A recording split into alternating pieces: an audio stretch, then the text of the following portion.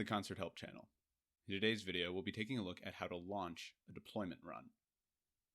If you'd like to review the process for creating a deployment scenario or system, feel free to follow the links in the upper right-hand corner of the video or in the video description down below. Bear in mind that you cannot have more than one run of a given deployment going at the same time. Head on over to Deployments under Composites in the main menu. Find the deployment you would like to launch and click the little power button in the upper right of the asset card. Select a cloud space, enter a name.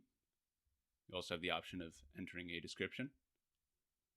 Provide a username and password for remote access. Always remember to have a strong, complex password. Set a schedule and configure your run options. We recommend selecting Retain the deployment on error. Doing so makes troubleshooting and debugging much easier.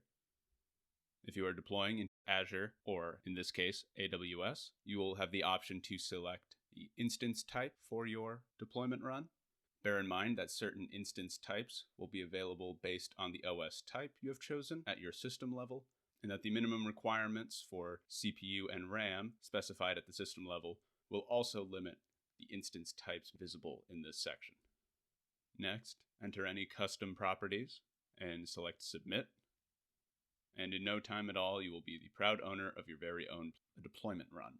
If you'd like to watch more of these video tutorials, feel free to check out the Concert Help YouTube channel. Alternatively, you can visit the Concert Help site, which features these videos and articles which cover similar topics, often in greater depth. And as always, the relevant links can be found in the video description or in the upper right-hand corner. In the meantime, I hope you found this video helpful, and thank you for using Concert.